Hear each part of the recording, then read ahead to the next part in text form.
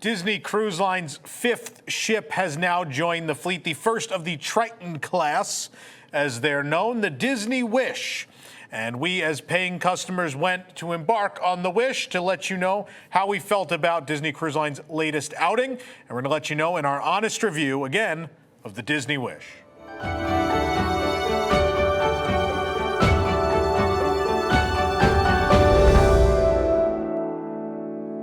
Okay, so let's start with some frame of reference for me. I have been on 2 Disney cruises prior to this, both of them post-COVID. So we went and did, I think it was the second cruise back out last year. We did that on the Dream.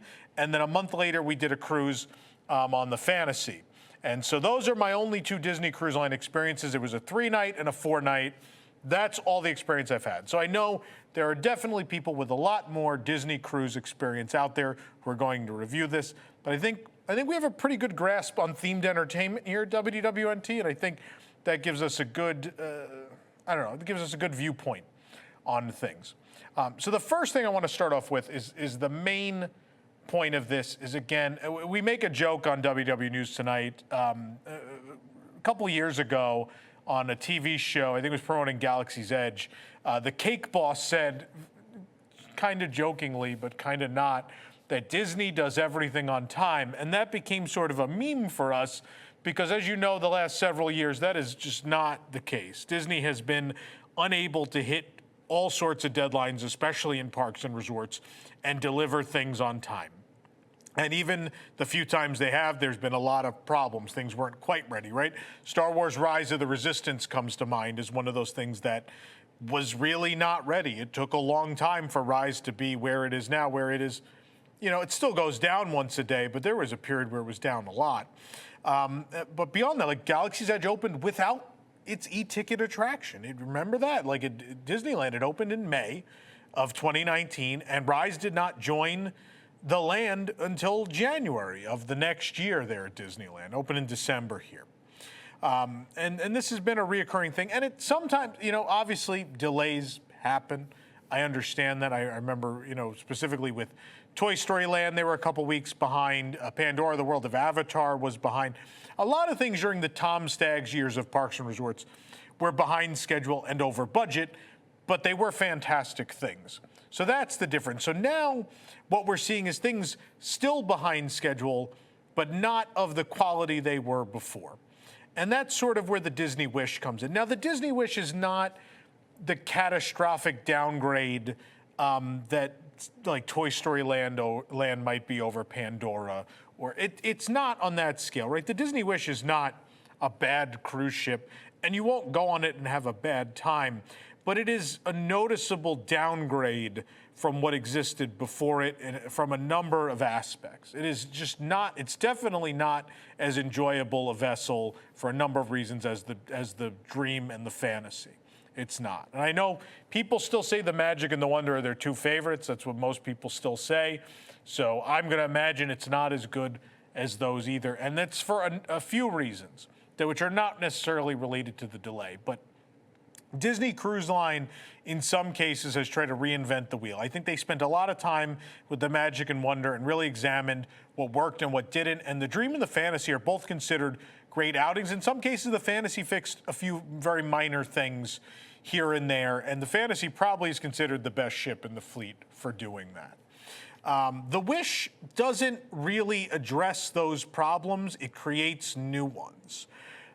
They decided to do strange things, like instead of the adult area and all the bars being sort of clumped together as sort of this, you know, adult district, if you will, they've decided to scatter the bars throughout the ship. Things like that, things like the not really thinking out what the running path is going to be, the jogging trail, and it changes levels at some points. Things like that. It's just seemingly nonsensical changes that were made. Taking the Skyline Lounge, right, the Skyline Bar, which was this cool idea in that they were like, you know what, you know, this is a bar that's not going to take, it's going to take up some space in the middle of the ship, right? And because it's in the middle of the ship, it won't have windows. But, oh, you know what we could do? We could go film a bunch of time-lapse really beautiful shots of cities all over the world and put that up on a screen behind the bar, and it'd be like you're having a drink in all these different fabulous locations. And that's how Skyline happened, right?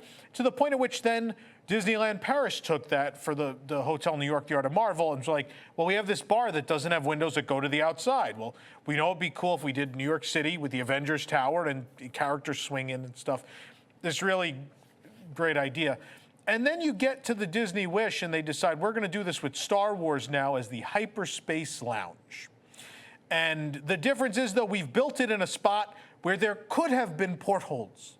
There could have been windows. They could have been there. It's in a spot. It's not in a spot that is in the middle where they couldn't have had it. They've instead taken a spot from something that could have utilized the windows to build a dark enclosed bar with a screen window. And that it defeats the purpose of what was originally invented. It doesn't follow the logic of all the previous iterations of that thing.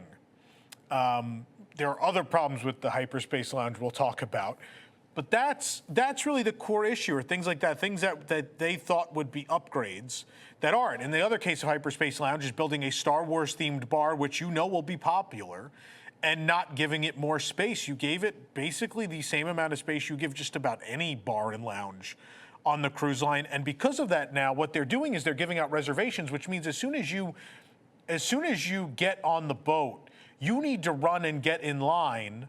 In our case, it was at Triton's, one of the lounge spaces, event spaces.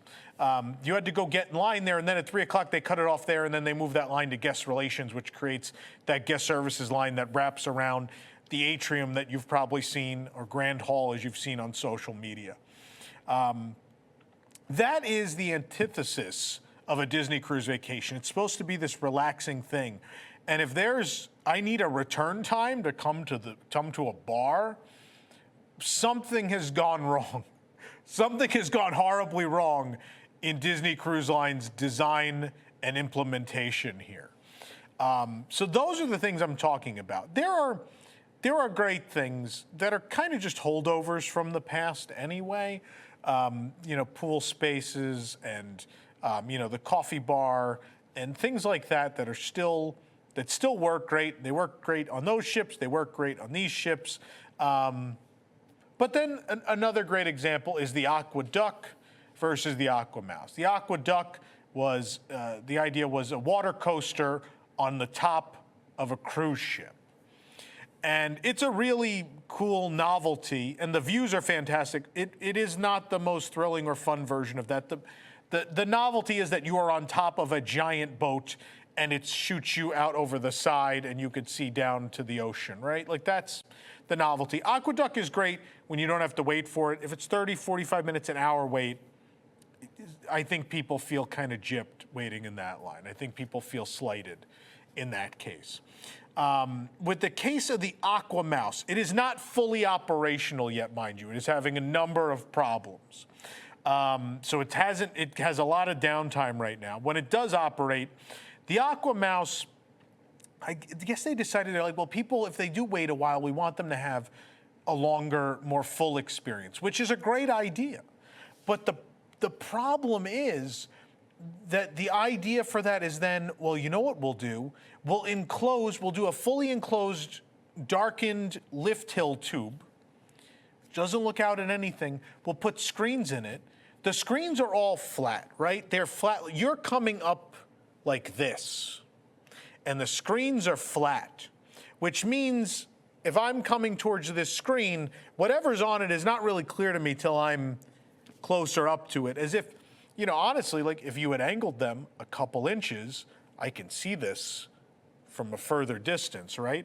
It's not like at any point in changing the programming of this ride, the ride's gonna invert itself and start coming down the lift hill, right? So I don't necessarily understand why they didn't angle the screens there, but they didn't. And the other thing is you've enclosed this long enclosed section, which honestly, if you had given me a couple minutes of just looking out at the ocean, which I think the Aqueduct could have benefited from if there was just more of if the view is the hook, if the hook is that I'm on top of a cruise ship looking out at these beautiful vistas, then I could have just spent more time looking out at that and have been happy, right? So instead, you've created this long lift hill, which is fully enclosed in the dark and has, kudos to the people that worked on the animation's very pretty. It's very well done. The programming, like the water effects are not necessarily really timed and don't seem to come from the places where the action is happening on the screen that's supposedly shooting water at you. So in all, I just feel like the Aqua Mouse is a perfect example of bigger is not always better. An attempt to upgrade something made it actually worse than it was before. So like the coaster part, the second half, is perfectly fine. It's fun. I rode at night. You got to see like the whole smokestack lit up and the ships lit up, and it's very cool. But it's this very short second half that after I've spent several minutes in a tube, that doesn't necessarily connect to whatever I just saw on the screen. There's no continuing story at that point in the ride. The cool thing is the story, day to day, the story is different, right? Like there's the Alpine one and then there's the Mermaid Lagoon one. And they're two different experiences, and in that there's two different series of, shows on screens you can watch. But it's just this lift hill with this series of screens on either side. It doesn't make it. They're calling it the first attraction on the sea. If that was a Disney theme park attraction, I'd be embarrassed. I'd be totally embarrassed. All of my problems with Runaway Railway are tenfold in this situation because it's taking Runaway Railway down another notch to where it is literally just TV screens in a tube. Not that Runaway Railway is wildly different from that in that it's a trackless ride with just a bunch of flat surfaces that are projected onto. But it's lame. It's a lame attraction. And I can't imagine I would waste, if you see a 5-minute wait, obviously the second half's fun, but man, if I waited 30 minutes for that, I would be really upset, especially this first year or so on the Wish. It's gonna be 3-night and 4-night. It's gonna be short cruises.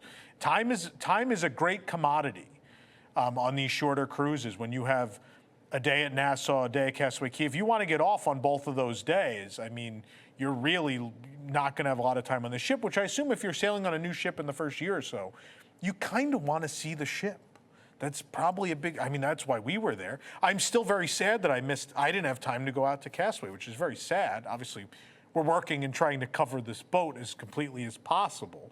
But that's it, but I could see situations where people that weren't working on this cruise, that weren't covering anything, would have still had to make those tough decisions, and losing 30 minutes to an hour or more, which sometimes the wait time was for Aqua Mouse, it's not ideal.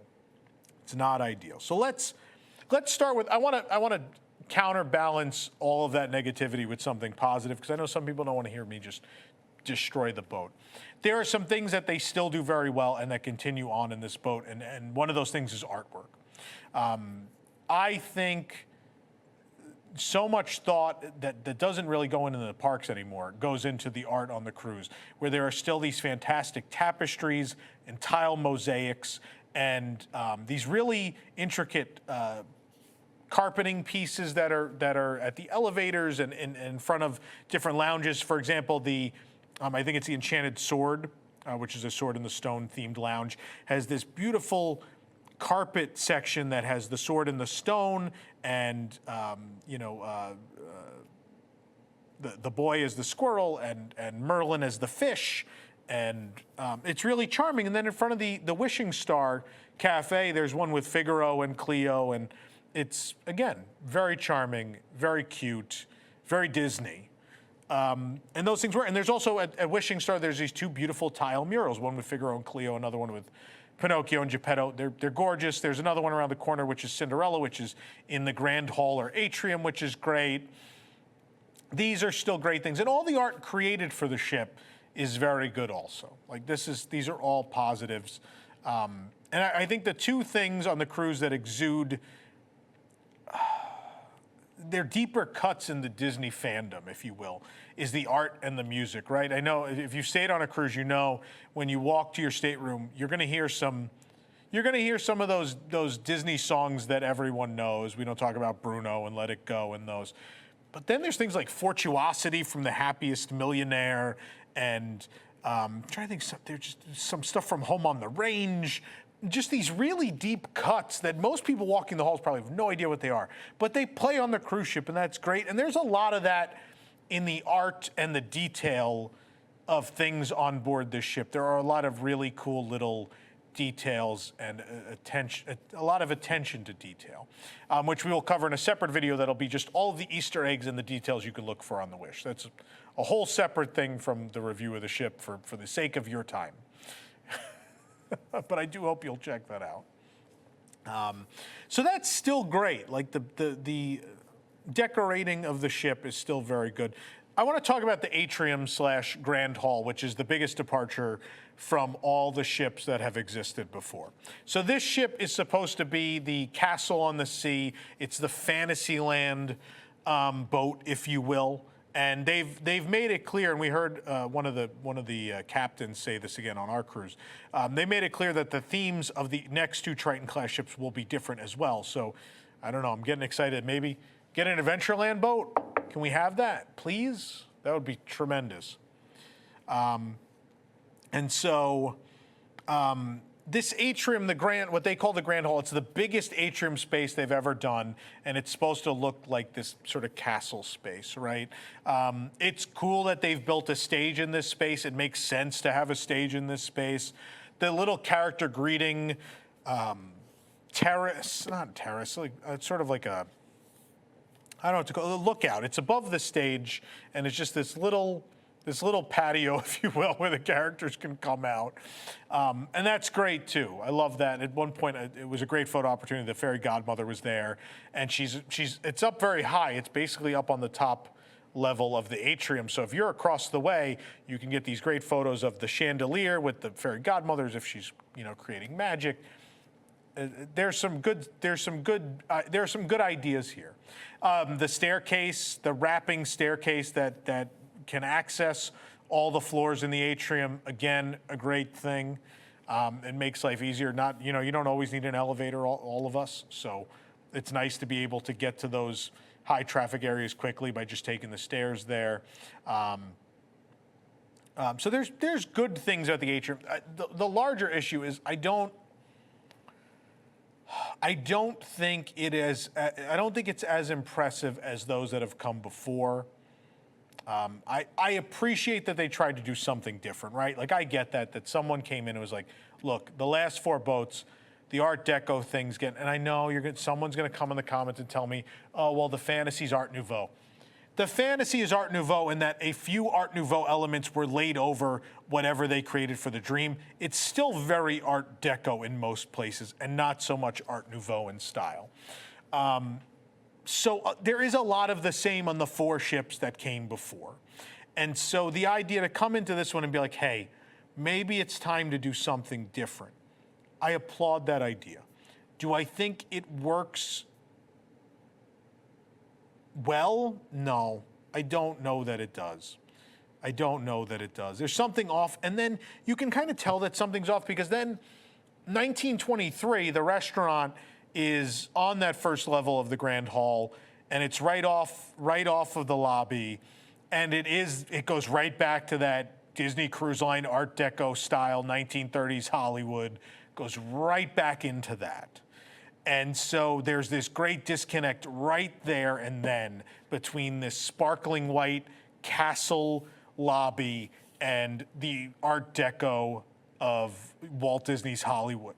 It automatically breaks. And then the path down the middle of that breaks into fantasy again with this mural. That being said, a wonderful animated mural of Mickey and the Beanstalk, which is fantastic. And you should spend a couple minutes standing there. It's hand-painted, gorgeous piece. Wonderful, with a lot of cool details. And then surrounded by some Ivan Earl art from Sleeping Beauty, which is tremendous. But there's a disconnect there. There's a really strong disconnect there. So I don't know. I don't think the atrium works. I think some people I think it's probably a taste thing. I think some people go on and really like it. I think Art Deco speaks to me. And I thought for the cruise line, like they landed on a look. If they did one thing right, they did a lot of things right when Disney Cruise Line launched in 1998. But the thing I think that the entire industry agrees they did the most right is the design of the ships. This simple look, which is very much like, you know, old-time giant, you know, ships, kind of like the Titanic, along those lines. That look is timeless and it works. And I'm not saying, I think in the next two ships they will find something else that works. I believe there will be something else that works, but I don't know that the castle thing works well. I just don't.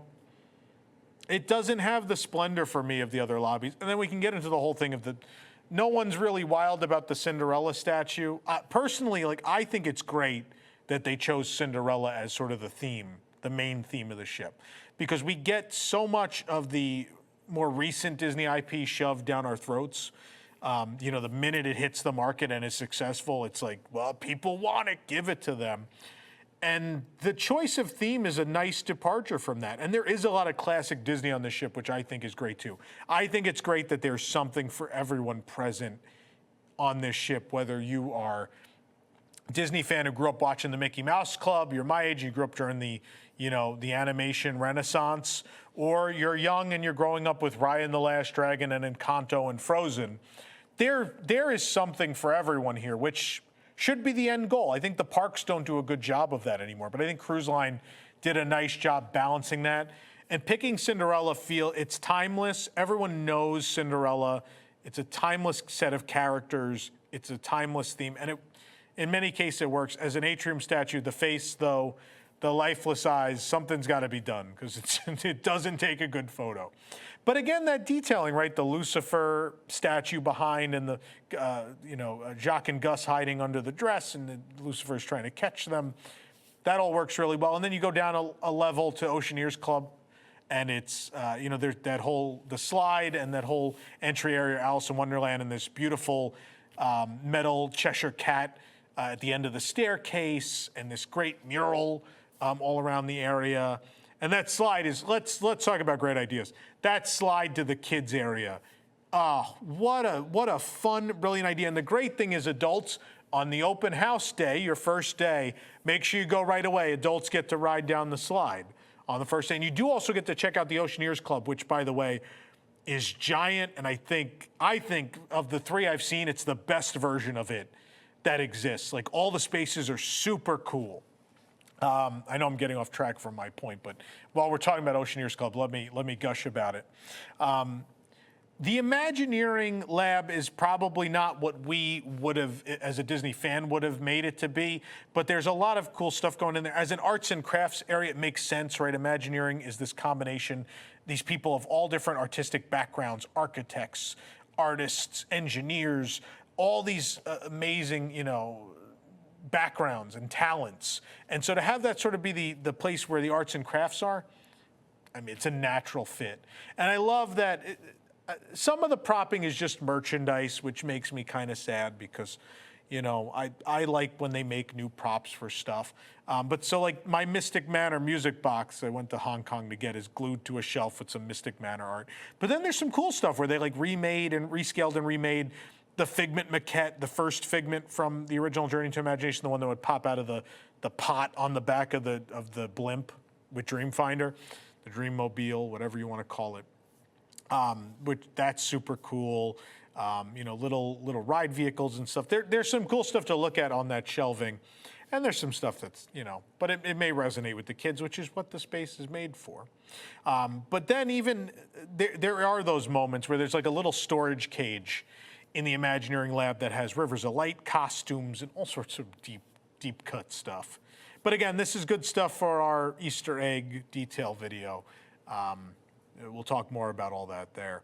But the Star Wars, the cargo bay area was really charming. A lot of stuff for kids to touch and play. There's a Porg animatronic, which is fantastic.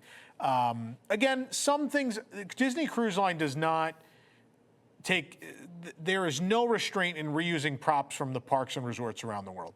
That is just a thing Disney Cruise Line does not view as a problem. So if you're parks people, which you probably are if you're watching this, you're going to go on the ship and you're going to recognize props. You're going to recognize You're going to recognize glassware and plates and things in places. You're going to recognize some things here and there that are definitely just, things you've seen in the parks. And in the Star Wars cargo bay, there's, the Dianoga monster in the water, and there's from Oga's Cantina, there's some like creature in a glass case. Some things were used, but then you get some great new stuff like the Porg animatronic in there too.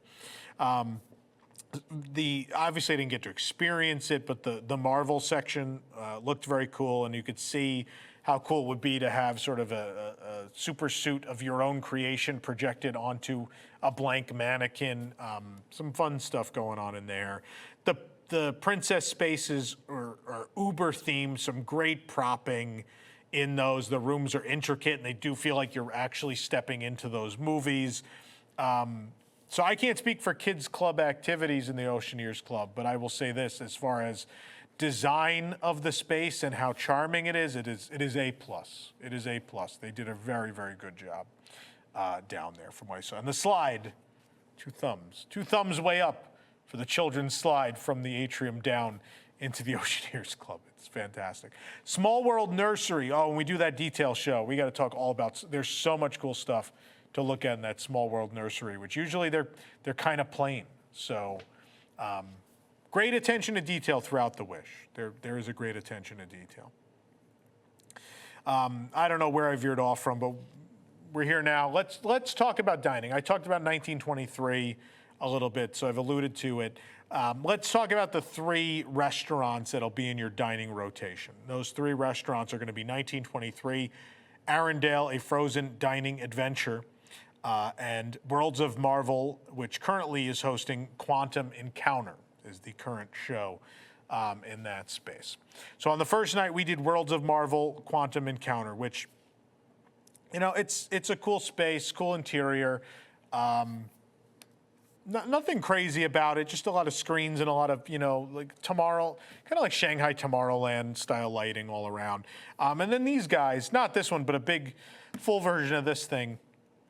In the center of your table, it obviously works as tells you your table number, but it also is this interactive element for throughout the dinner show experience, where these buttons will allow you at your table to help Ant-Man and the Wasp along the way. For the show itself, it mostly takes place on the screens around the room. That's where it mostly takes place. As far as writing, like I have seen some painful theme park writing in my time.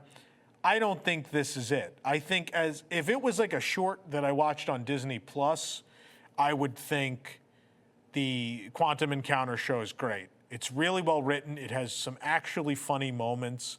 But that's the thing, right? It could be a thing that you just watch on Disney Plus. The only thing that ties it back in is at the end, Ant-Man and the Wasp kind of walk through the dining room and just wave for a few moments, and then there's like 2 giant props that come out. It's really, but other than that and hitting buttons and this changing light colors, it's essentially 50s. It's like 50s prime time, where you're watching TV while you eat. So, yeah, like the portion you see on YouTube on our channel, I gave you the show portion, which is what was actually created for the space. But between it, they're just kind of showing clips. Like, yeah, it's this technology showcase, right? So there's just like the screen will be like Wakanda tech, and then show a clip from Black Panther, something Black Widow used, and then it'll show her using it. There are clips from the movies and shows. That's what plays in between, which is again very 50s prime time, right? So I heard people in front of us leaving were like, oh, I thought there'd be more not on screen. I think that's a fair assessment. I think that's a fair assessment on a ship that has a dinner show with characters, and you've advertised this as like Ant-Man and the Wasp are there, and you're gonna have this encounter with them. You've given them something that essentially isn't a dinner show. And beyond that, the food was horrendous. Like we tried everything. And again, if you really want to get in depth dish by dish, if you're going on the Wish, you want to know what to order, we have, hopefully by the time you're watching this, those reviews of each restaurant that break down every item, what you should get, what you shouldn't. But Worlds of Marvel in total, there was very little worth eating. Very little felt worth eating. It was probably the worst meal I've had on any Disney cruise thus far. And also beyond that, like coming off of Pim Kitchen in Avengers Campus in Paris, where I think the food and beverage team tried really hard to theme the food. And then another similar thing is the second dinner on Galactic Star Cruiser. They do this like Taste of the Galaxy thing where they introduce each dish is from a planet and it has sort of characteristics or some sort of theming to that planet. And the menu makes you think they're going to replicate that here because they have dishes and they're listed as like where they're from Wakanda or wherever they might be from in the Marvel universe. The dishes do not arrive and appear themed. Like they don't come and I sit there and go, oh yeah, this is definitely, this references this thing from this movie or this references this thing from this show. There's none of that there. It is very loose. And beyond that, the food's not good. Like if the food was great, I wouldn't even care at that point. I'd be like, well, that was a great meal. Wonderful. But it's not themed nor good. So at that point, I don't know what the cuisine at Marvel services. I don't get it. Like the most themed thing we had was an add-on cocktail that had a giant lollipop stir. That was like the most themed thing. And then this souvenir cup. This souvenir cup was the only highlight I can think of other than a couple of Paul Rudd jokes for the whole Worlds of Marvel experience. Which is, I mean, it's a cool cup. You get to take the thing from the middle of the table home, right? It's great. So Worlds of Marvel, just a big miss. I think a big miss. But the nice thing is, clearly the space is made to change shows, and hopefully next time out they'll figure it out and maybe do a little more with actual entertainment in the space. Actual characters appear maybe slightly more often than they did in this version, but other than some good laughs at the expense of the 15 minutes of actual show that was on screen, there's nothing else of note to talk about with Worlds of Marvel. But then on the flip side of that is Arendelle, a frozen dining adventure, which is the complete opposite in every way. So there was a bit of a letdown. So you've probably seen some media coverage. The media coverage, they had a really awesome animatronic Olaf that was part of the show. Apparently, that has not appeared since the media cruise, and supposedly someone who was on the inaugural told us there was no Olaf in their show at all. So their solution was to get the big costume Olaf, which you can meet at Walt Disney World, and have him appear in the show, which, I mean, it's better than nothing, for sure. But I was really looking forward to seeing that animatronic Olaf. It looked really good. It looked like the big wow of the show. But thankfully, there are some very, very talented people in this show. The three-piece band, they're just a little band, that provides the music in this. They are some of the most talented people I have ever seen performed in a themed entertainment environment. I have never seen that kind of talent in a themed entertainment environment. The woman singing was fantastic. The two musicians with her were tremendous, especially the gentleman with the fiddle was unreal. He ended the show with this solo performance of Into the Unknown that brought the house down. People were standing and applauding. Myself, I wanted to stand and applaud, but I was holding a camera trying to film it the whole time. But the three of them were great. And the characters were great too. And that mix, I thought, made for a really fun and enjoyable dinner show that didn't try to be a show, right? It didn't try to be a stage performance like you'll see in the theater on the ship. It instead tried to really be the thing it advertised itself to be, which is you have been invited to this special meal to celebrate the engagement of Anna and Kristoff. And that's what it felt like. It felt like we were at someone's engagement party. Although it was different from any sort of party like that I've been to in that the food was good. That was the thing. I've never been to an engagement party or a wedding where the food was outrageous. The food here was very good. We liked a majority of the dishes. The drinks and some of the dishes felt inventive and creative and themed and thoughtful, and I really loved it. And the space is beautiful. They placed the restaurant in a really great spot all the way at the end of the ship, so not that they have them open during the meal, but it looks out straight out of the boat from the end of the boat. And it's a great view. When we did the tour of the Wish with the cast member tour guide, you really get to admire how beautiful that view is. They've given them the best spot on the boat. But because of that, there is this long walk. There's this very long hallway that goes down to the dining room. That whole hallway is intricately themed. There's all this great new art that people have created, but then also some familiar art from the films. There's great propping and statues and all these cool things to look at on the way down. And the dining room itself is perfectly themed. Feels like it's right out of the movie, covered in great art and props, which we'll talk about again in that detail video. Some Epcot tie-ins. So just all in all, like theming, show, food quality, everything about the it's the highlight. It was the highlight of the entire cruise for me. I just think everyone of every age. It wasn't dumbed down to be just a kid's show. I think, my parents sat there and loved it. Everyone in the room felt like it was appropriate. It was appropriate for everyone. The kids got what they wanted.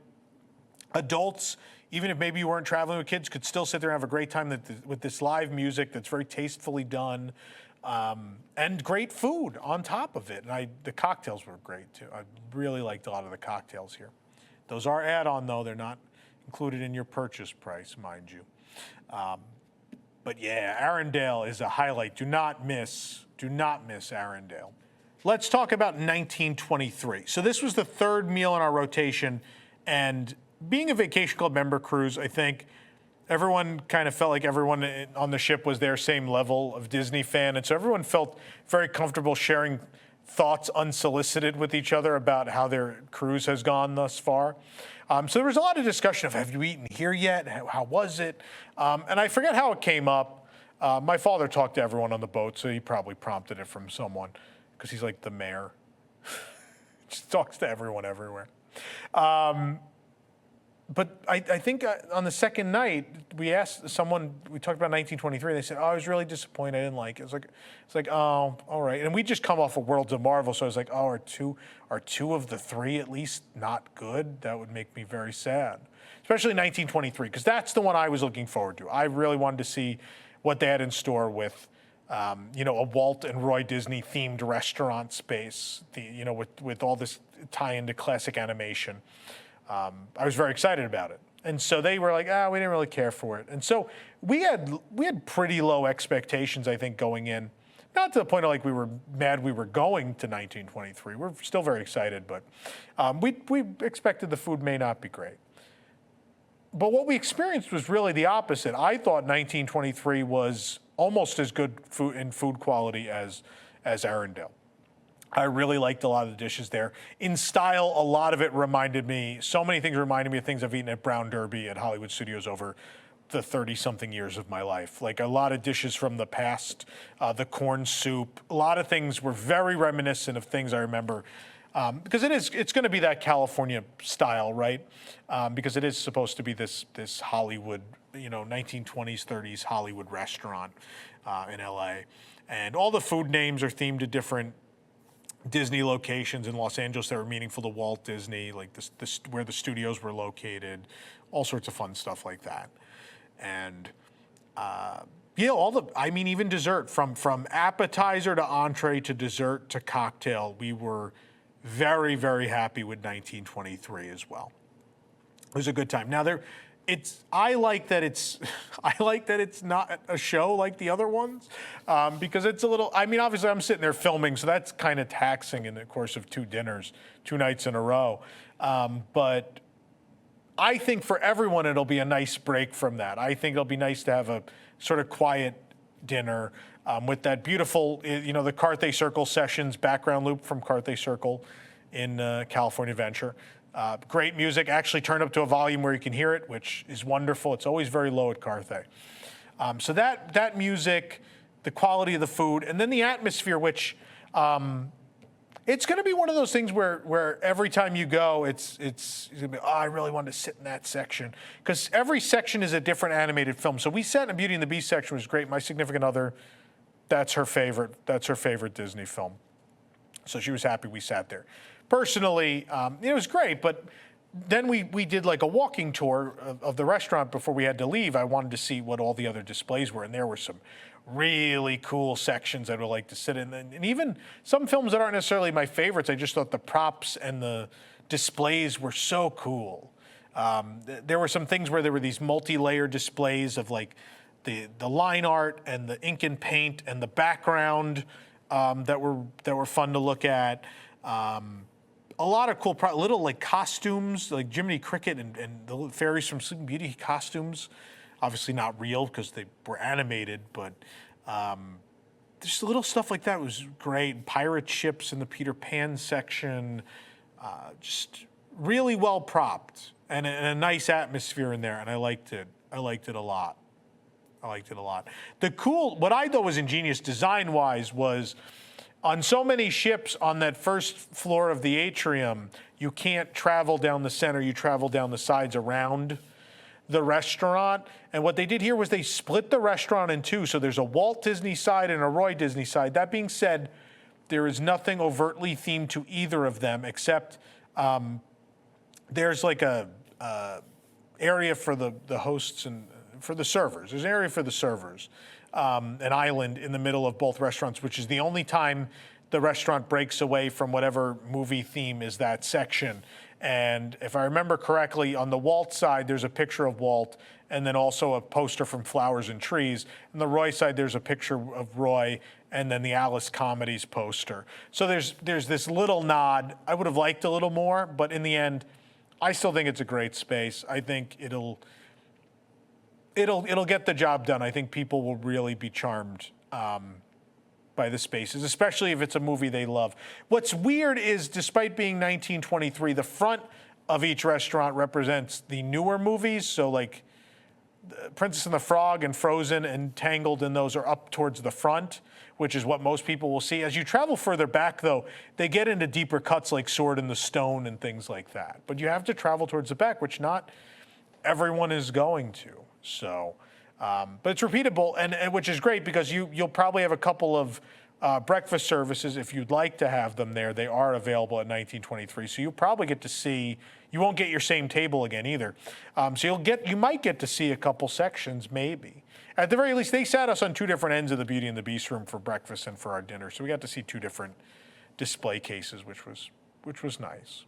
Obviously, like all other Disney cruises, your servers follow you around. Service-wise, nothing has changed, right? The people on the cruise, cast members on the cruise, are top-notch, and they're just fun. A lot of them are fun. Your server staff may not be. Your server staff may just be great. They may just be really attentive and take great care of you. But in so many other places, we just encounter fun. We had the best time at what I call the kids' bar. Wheezy's Freezy's is located near the Toy Story Splash Zone. And it's a kids' bar. They have alcohol, mind you, but they make a lot of kids' beverages. They make milk. They make like a slushy milkshake, and they make alcoholic and non-alcoholic Dole Whip beverages and Dole Whip, and they have shaved ice with flavors and all that kind of stuff. But then he can make, whoever's working there can make whatever. And we had a bartender there who's so much fun. He just was. We stayed there for a half hour because he was such a. And again, it's an outdoor bar, very few seats, really meant to just service the kids area. And he made it an experience. I will never walk by that bar and not remember him. And the little show he put on. He did it for everybody. Everyone who walked up got like this great little show from him. And it wasn't just him repeating the same thing over and over. He was just a lot of fun and really enjoying his job, that's part of the Disney magic, right? I love when cast members are not only providing great service, but are loving doing it. Like, that makes me so happy. And I am not even when the service is given to me, when I see other guests having that kind of experience, it reminds me of why I love this thing. It's not just theming and intricate details and new technology and all those things. It really is also that level of service, and it's just such a joy of seeing people so happy, seeing people make other people so happy, which is something I think is so rare in the world at this point, that it is actual magic when you see it at the Disney parks and resorts around the world. And it happens a lot on the cruise. And I think, obviously, all your guests are in a better mood on a cruise too. It's not Disney World. They're not standing out there waiting for fireworks in 100 degrees, and rushing to see rides. Cruise is way more laid back, so there's less anarchy and less violence and less confrontation on a Disney cruise for sure. And that's part of it, but service level wise, they just, the cruise always excels at that. I very rarely have had negative cast experiences on the cruise. It's a rarity. It's a rarity there. Getting back to dining for a minute, I didn't personally, actually, we did the Palo brunch. So the new way the adult dining is set up here is there's still Palo. There's also, instead of Remy, there's Enchante. And they're connected by a rose lounge in the middle that both shoot off of. And we did Palo brunch. It was my first time. I had not done the Palo brunch on the other two ships. And it was very good. It was very, very good. I enjoyed it, would recommend it. I know the rest of our party did Palo dinner, and they liked it a lot. I did Palo dinner on the Dream, and I thought it was just okay. But they love, and I trust their opinions, the other people that dined from our staff that went to those locations. I trust their opinion thoroughly, that Palo is very good, and recommend that. On the other hand, though, they had a cataclysmically bad experience at Enchante, which I invite you, because I wasn't there personally, I don't want to dive into it, but the review is written by them, those who went, and will be on the site. Please go check it out if you're thinking about dropping all that money on Enchante before you do, because maybe you won't want to after you read it. But again, Palo brunch and Palo dinner, both positive reviews, recommended if you're in the market for such a thing. Enchante, you may want to give them some time to figure things out. Next time we go, I know we're going to try it again to see if things have been kind of solved, but that's going to be a bit from now, so just something to keep in mind. As far as other dining on the ship, I think the buffet and the quick serve stuff is vastly improved. I think everyone agrees. I think from media to WDWNT to guests, everyone agrees those locations have been improved. Marceline Market not only has a really fun theme of like a co-op, it reminds me a lot of the place where Gideon's actually is here in Orlando, not the one at Disney Springs, but Gideon's, the co-op they're in here in Orlando. Reminds me a lot of that, where it's supposed to be this eclectic, all these shops and different vendors and restaurateurs all in one space. And so some dining rooms are themed to, like, there's a Geppetto toy shop of sorts, there's like a flower shop, and you sit in those areas. And then obviously the restaurateurs operate the service stations of the buffet. And some are Tangled theme, and there's Ratatouille and different things. But the food, both when we did breakfast or lunch or whatever there, vastly improved.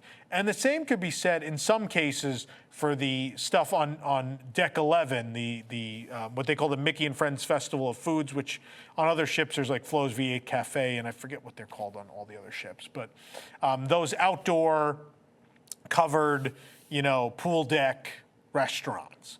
I thought even the simpler stuff like, pizza and such, I thought was slightly better.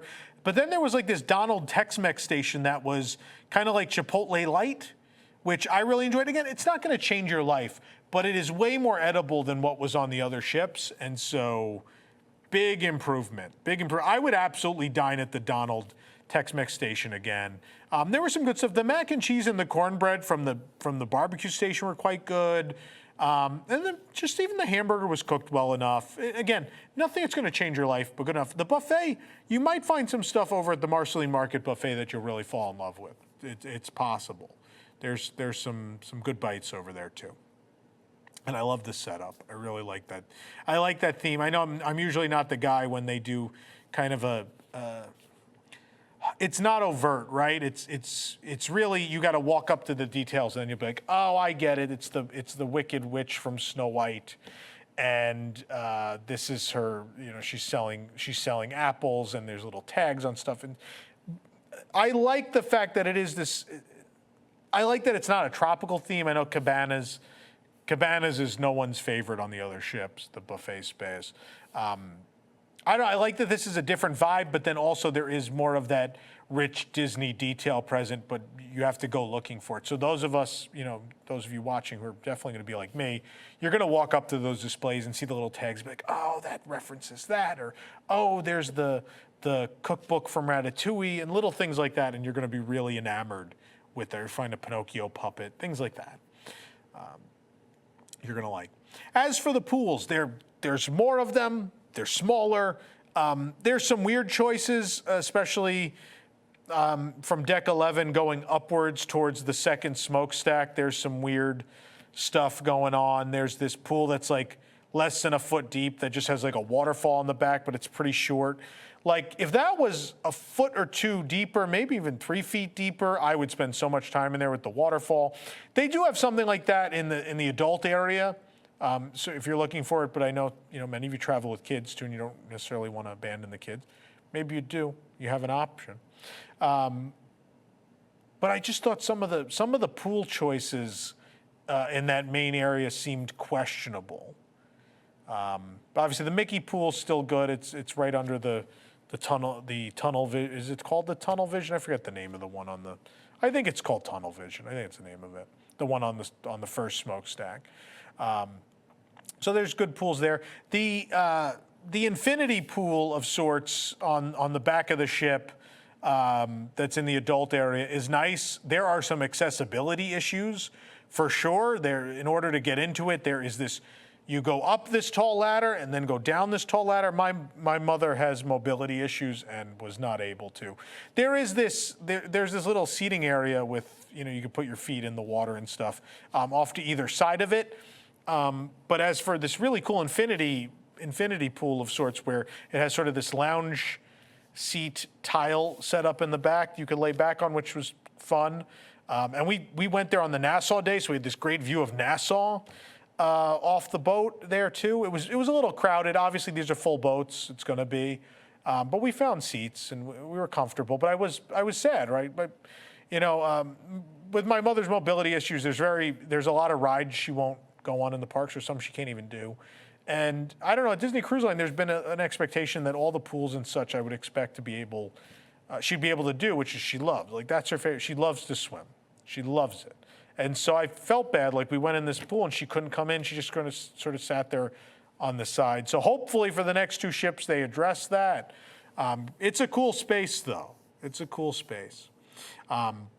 So the coffee shop, the Cove, which is nearby, is greatly expanded. We've been in this on the other ships. I like the design better on the other ships. It's a little smaller and more intimate, but I understand there was a need for more seating. It's more Polynesian themed, a little bit Moana-y. There is no overt Moana theme inside. Let me clarify that. It's a Polynesian theme, but I think kids would definitely come in and be like, oh, it's Moana.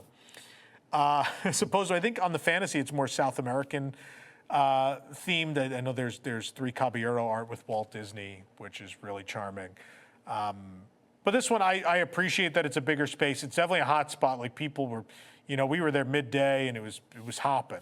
And lots of people come in and get coffee to go. Plenty of people sit there. They have coffee cocktails, which are very good, which it was nice to sit in there and enjoy. It was a really hot day out, and it was a nice spot to sit and relax for a few minutes. So I like that space.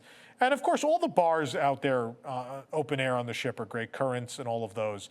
They're great bartenders. Whether you want stuff that's on the menu or whatever you could possibly want, they can make. The bartenders on the ship are top notch. And while we're talking about bartenders, let's talk about the interior bars. Let's talk about the new bar spaces, right? So there are two of those sort of coffee bars, the Enchanted Sword and the Wishing Star Cafe, which are near the Atrium and the Grand Hall. They're just off of it on different floors. And those are great. They're not very big, not heavily themed. They're well appointed with some really pretty art. I love the sort of guardrail at the Enchanted Sword has the sword and the stone all in gold. It's very pretty. They're nice spaces. And then there's the Bayou, another one of these open air ones in the middle of the ship, is the Bayou, which is a nice big space. They have live music, and it's Princess and the Frog themed. It's really pretty. tree branches and leaves and everything hanging all over, and these little cute little statues of Tiana and Navina's frogs, and these great glass art pieces, and a pretty solid menu. We didn't get to try the beignets. As Ray said, it was one of the things I really wanted to do that we didn't get to do is try the beignets. But on the next cruise, when I come to you with another Disney Wish cruise review in the not too distant future, we'll definitely talk about the beignets for sure. And as I talk about these bars, all the ones we tried, there will be reviews up on the site breaking down some of the specialty cocktails. One that's up already, the time you're watching this, is Keg and Compass, which is this Norwegian, chart room themed bar, which is wonderfully themed, has a lot of space, and a great beer selection. If you like beer, this is the bar you're going to want to spend time at, because even the cocktails are made with beer in this space. But really great, again, lots of fun detail stuff. I'm not going to spoil on the review show. You got to watch the Easter egg show for those. Some really cool, deep Disney cuts, even some park cuts. There's a fun Maelstrom reference in there. And it's just a fun, it's a good place to have a beer. Feels like a proper place to have a beer with all the wood and the copper piping and all of that. But the Bayou is great too. Obviously the Bayou serves like New Orleans style cocktails. There's Hurricanes and Sazeracs and things of that sort. Star Wars Hyperspace Lounge is a tremendous disappointment. And we've talked about the operational side already. I want to talk about it from a just pure guest experience, not related to getting into it. It's great that you hit this button and the door slides open like in Star Wars, but we've seen that a lot, right? That's still going to be thrilling. If you have not experienced Star Wars in the parks or Galactic Star Cruiser, I get it. That's thrilling. And there's some cool bits of furniture and propping in there. It still feels kind of sparse. The screen isn't a lot of the bar, and people are going to be blocking a lot, whether they're standing in the middle filming it or they fill the bar with people or whatever. Unless you're seated at the bar, you don't get a great view of it. The stuff they put in the film that plays there is thoughtful. There's a lot of deep cut spaceships.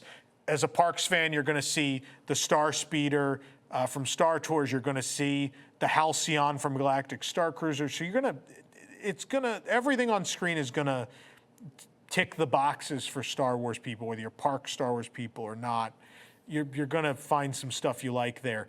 What you're not going to like is any of the drinks.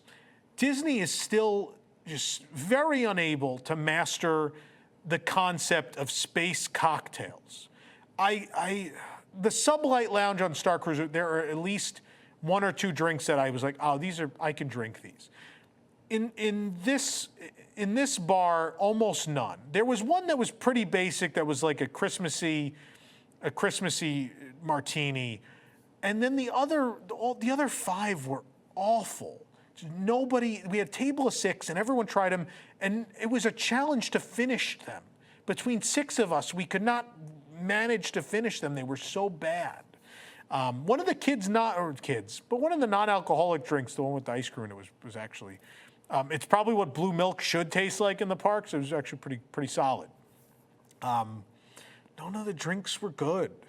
The drinks weren't good. You get 45 minutes. The servers weren't, I don't know, you could tell the servers had kind of been through it at that point. We went on the final night, and it was my least favorite bar. And I'm a big Star Wars fan. It was my least favorite bar on the ship.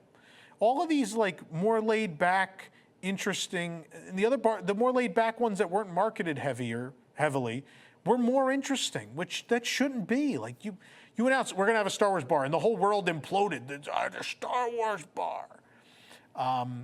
And I honestly think it does say a lot that the Marvel and Star Wars things on the cruise were the 2 weakest links. In that maybe, just maybe, those don't belong on a Disney cruise ship. Maybe that's not what the Disney cruise clientele really wants, right? I felt like no one in the room cared about Worlds of Marvel. Star Wars, the Hyperspace Lounge felt different. Definitely people were interested that were in there. But it kind of fell flat. It just wasn't a fun space. It didn't evoke the theme that they were trying to evoke, that I'm on some like luxury like you've done it already, like you did at Star Cruiser. The Sublight Lounge nails it. It feels like this really cool. Sublight Lounge works because you have this fun element in the middle, the sabacc table, the electronic sabacc table. But then beyond that, like characters are coming through and the bartenders are having fun and there's all these neon lights and it's, I don't know, Sublight Lounge is the best version of the Star Wars bar they've done so far. And this is the worst, this is worse than Oga's. Like, Oga's has its moments for me. Like, there are moments where I'm like, I like Oga's, it's fun.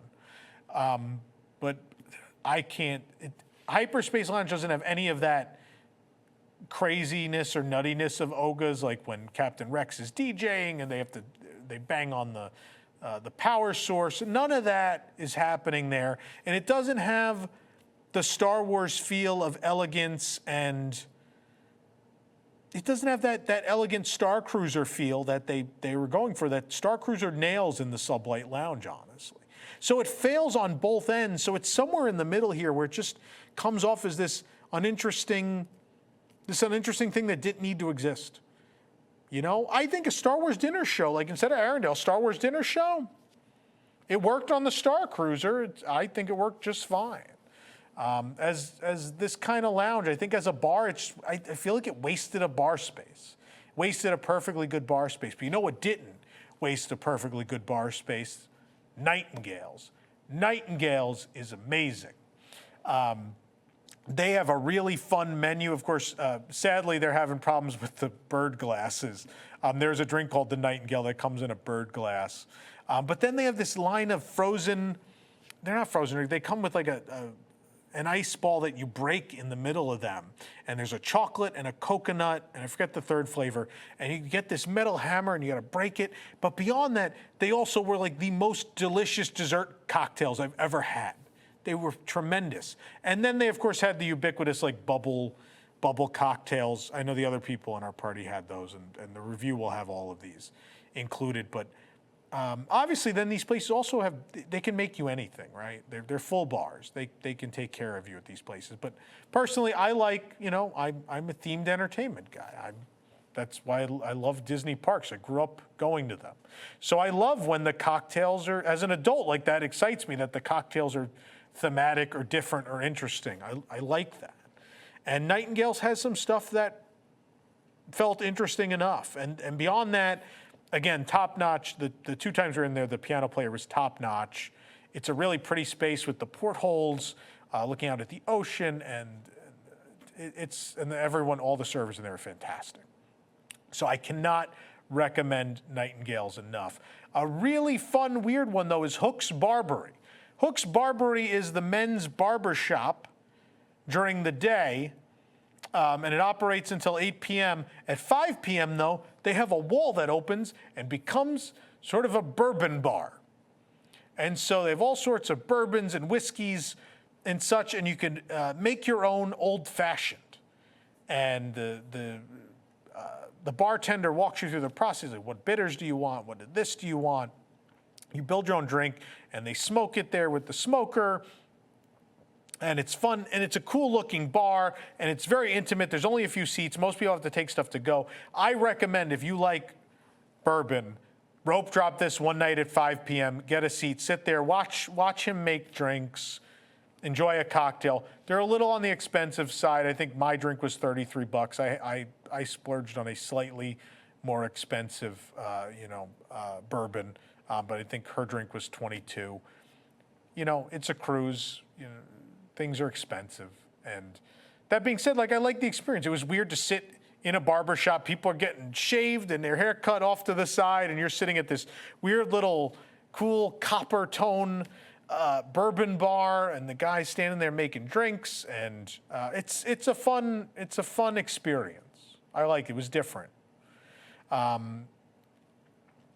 Obviously, as far as spa, kind of crossing into spa here with Hook's Barbery, they do also have the Untangled Salon, which is a pretty space, heavily themed to Tangled, where they have all their usual experiences. Then the Senses Spa is giant. They have given it so much space, which becomes part of this interesting conversation I want to have about what it's clear the mission of the ship was. What's clear was a priority to them, and what has been a priority of the Chapek era of the Disney company. It started a little bit with Stags, and then I think as Chapek got the job, it really got pushed to a new extreme.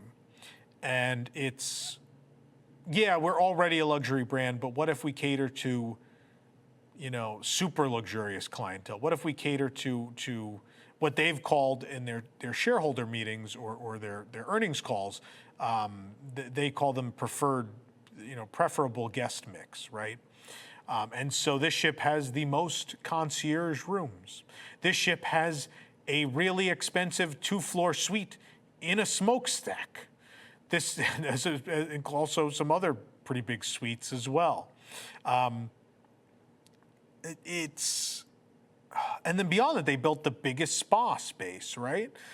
So yes, it is the biggest ship, but they've allocated so much space to these upsell things. And that's, I think, the core of the problem with this ship is I think the thing people kept saying, and they started saying it on the first day, and I sat there, I was like, how could that be? The thing they kept saying was the ship feels smaller. And I'm sitting there, the first time I heard it, I'm thinking, but it's bigger.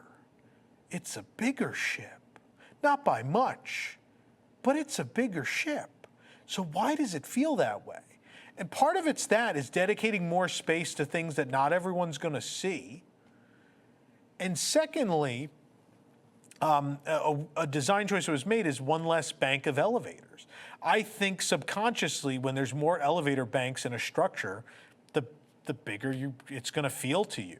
I think there being one less bank of elevators does make the ship feel a little more small and intimate, for sure. It took some of that grandness out of it, but that also, and then giving away space, you know, to all these other things. The hero zone. There's a lot of things missing too, right? They built this big hero zone, this big activity center, which is cool, by the way. Not so much the inflatable obstacle course, which is fine, but it's a nice space. But you realize, like, oh, the mini golf is gone, and there were less of these activity spaces, and you realize, like, while they built an indoor activity space, there's less of the usual stuff that's on the other ships as far as, you know, sporting activities. Recreation, if you will. So it is just a bizarre layout. The way they shuffled everything around and the changes they made make the ship make it feel smaller, and they don't necessarily make sense. People are getting lost the whole cruise. I think it's a funky layout. It's definitely a funky layout. There's, you know, you got to figure out, like, if you want to go to some certain levels of the ship, there's only certain elevators that go there, and sometimes it's only the last 2 elevators of an 8-elevator bank on the back, and it's not the easiest ship to navigate. And then beyond that, the elevators, these no-touch elevator buttons were a nightmare, People, obviously, it was a full cruise, and so a lot of people got in the elevator. And some people had to stand, like, you know, it was pretty tight. You had to stand, like, near the door. And if you stood near the door, chances are you were kind of close to these no-touch buttons, which if you get close enough to them, they set off. And so at least on a dozen occasions, probably being conservative, people accidentally triggered a bunch of buttons with their back that they didn't mean to, which meant that here was an elevator of 20 people stopping at every floor on the ship from 3 to 12. And we're keep going like this, up and up, and same thing going down. It just kept happening over and over. I know on the, people told us on the next cruise they started to try out just these little wood box frames to try to keep people away from them. The verdict's out if that worked or not. We'll have to see if that worked or not. Yeah, so just a lot of little problems like that. And then the larger problem is the ship. The ship wasn't ready. The ship was already delayed over a month initially. Clearly, they could have benefited from some more time, right? Now on the first 2, like, right? I know we got a bit of money back, right, because of the delay. So they offered us like half of our points back with DVC. I know other people got, you know, refunded a bunch of money, which is great. But the ship was clearly still not ready to go.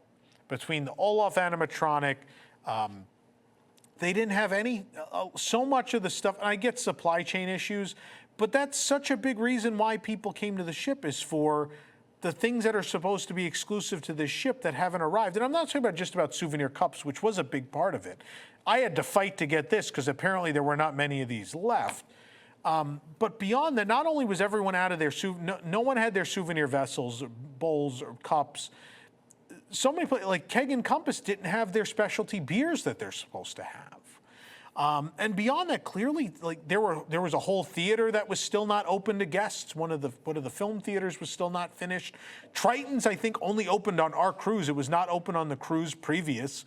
And then the other fun thing to look for were these red dots. The whole ship is covered in red dots, which were how they were marking what needed to be fixed. And I looked up in the ceiling in Nightingale's one night, and I was like, oh, half the lights have the red dots, and they're not on.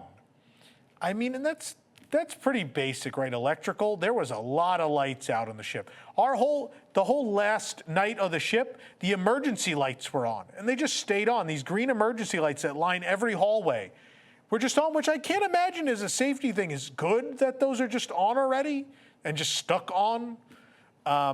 There was a lot of stuff like that, and clearly like unfinished spaces, like in the Enchanted, again, Enchante and Palo are supposed to be these upscale experiences. And they're just, all these metal finishes are like roughed up and scratched up and beaten up. Wallpaper's coming off the wall, and it was a wreck. The ship was not ready to go. It was not at the standard it should be to set sail with guests. And I know people will inevitably bring up like, oh, well, yeah, when Disneyland opened the first day, it was a nightmare. Yeah, Disneyland also was the first of its kind. The person who created it had invested every last ounce of money they had left to make the dream a reality. We're trying to teach all those contractors what these things were, and we're trying to build that all in a year. The Walt Disney Company, 60-something years later, is a multi-billion-dollar conglomerate that has built 4 of these before. And at this point, if you can't deliver a ship on time and finished to guests, there's a problem. There was no shame in delaying the ship a little more. I equate them, I feel like Disney Cruise Line is cosplaying a little bit here as the mayor from Jaws. You remember the movie Jaws. The mayor doesn't want to close the beaches despite the fact that there's a deadly shark in the water because Amity thrives on the summer tourists. And if they lose the summer tourists, it's going to be a real rough winter. And so in this case, it felt like Disney Cruise Line was like, well, there's only so much time before hurricane season. We would really like to squeeze some money out before hurricane season begins. And it was like, well, whatever the product we serve guests is, that's what it is. And I know there were plenty of people on the cruise that were very understanding of that and accepting of that. But I think with Disney, we have expectations that is not acceptable. That is not acceptable that people, and then there were full price people on this boat, by the way, who booked later, right? Only if you got canceled and moved, or your cruise moved, did you get your refund. There were full price people on this boat, right? So while I got a 50% discount because you moved the cruise, I talked to someone who did not, and they were like, you got half your points back? I was like, yeah, because we booked so long ago, and they moved it. And they were like, well, I paid full, and the boat's like not done. And you have to put yourselves in that person's shoes, right? And that's so much of what I try to do when I review these things, is not look at it from the point of view of me, spoiled Disney Parks man. Try to look at it from a guest standpoint. I think from a guest standpoint, if I paid in full and I'm seeing like all these finishings that aren't done and like the door, there were room problems. People's doors fell off their closets. The other people we were with had a massive flood in their room. And the Disney solution was to put a big fan in their very tight entryway that they had to step over to get into and out of their room. There were a lot of little things like that, which I get that it's a new ship, but that's what test and adjust is for. That's why you have a test and adjust period of non-paying people who understand that that's what that is, right?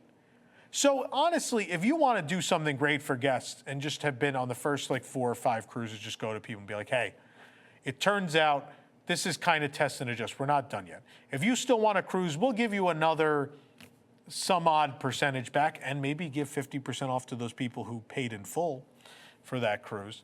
Like, let's do something for these people and tell you this is kind of, you're part of a special group.